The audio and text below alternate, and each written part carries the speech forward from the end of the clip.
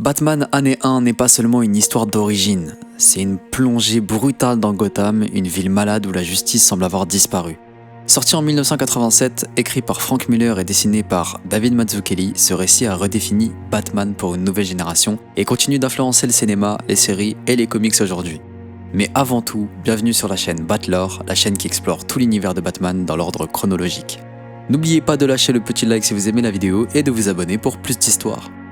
Le récit s'ouvre sur deux arrivées, le lieutenant James Gordon muté à Gotham, une ville qu'il décrit comme un cauchemar corrompu, et Bruce Wayne revenant après 12 ans d'exil, formé au combat mais encore perdu quant à la façon d'incarner la justice. Miller place Gordon et Bruce sur un pied d'égalité. On assiste non seulement à la naissance de Batman, mais aussi à celle du futur commissaire Gordon, deux figures complémentaires, l'un agit dans la lumière de la loi, l'autre dans l'ombre de la peur. Très vite, Gordon découvre la pourriture de Gotham. Ses collègues sont violents, corrompu et le commissaire Leb ferme les yeux sur la mafia. Gordon devient l'homme intègre dans un système où tout le monde est compromis. De son côté, Bruce tente sa première sortie déguisée en civil.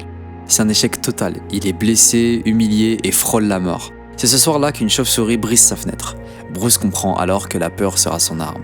Cette scène est l'instant fondateur du mythe. Bruce n'incarne pas seulement un justicier, il devient un symbole. La chauve-souris n'est pas un costume choisi par hasard, c'est l'incarnation de la terreur qui l'habite depuis l'enfance. Batman fait ses débuts. Sa première apparition frappe fort. Il s'attaque à la pègre et interrompt un dîner de notables corrompus. Il ne tue pas, mais il fait peur. Miller montre un Batman encore brut, imparfait, mais déjà implacable. Ses méthodes sont radicales, mais son but est clair. Rétablir un équilibre là où la loi a échoué. Pendant que Batman installe sa légende, Gordon lutte à découvert. Il refuse les pots de vin, dénonce la brutalité policière. Résultat, ses propres collègues l'isolent, le menacent et le passent à tabac. Malgré tout, il cède pas. Il reste droit, quitte à se mettre en danger. Ici, Gordon est presque aussi central que Batman. Là où Bruce se cache derrière un masque, Gordon est l'homme qui met sa propre vie et son intégrité en jeu, sans artifice. C'est ce parallèle qui fait d'Année 1 bien plus qu'une simple origin story. La police est mobilisée pour abattre Batman. Dans une séquence intense, il est piégé dans un immeuble en flammes. Blessé, encerclé, il survit en utilisant ruse, peur et détermination. Cet épisode transforme l'opinion publique. Batman devient une légende vivante. Pendant ce temps, Gordon affronte Falcon et la mafia. Quand son fils est enlevé, il se bat désespérément sur un pont pour le sauver.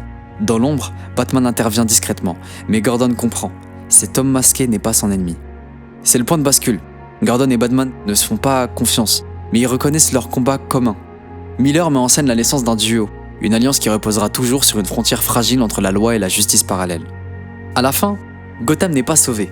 La corruption reste là, la mafia encore puissante, mais deux figures se sont dressées. James Gordon, l'homme incorruptible, Batman, le justicier masqué.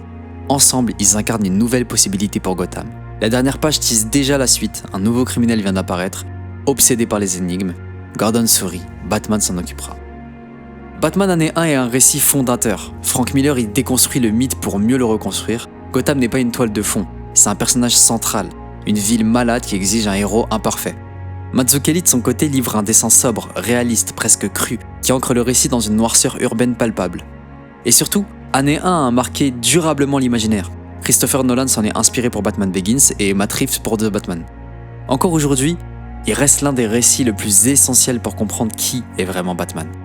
Alors voilà, pour ma part, l'histoire est un bon 7,5 sur 10, une bonne origin story qui met en scène un Batman froid et implacable.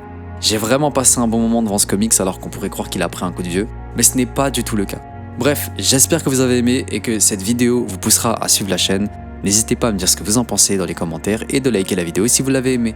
Merci et à la prochaine sur la chaîne Batlore.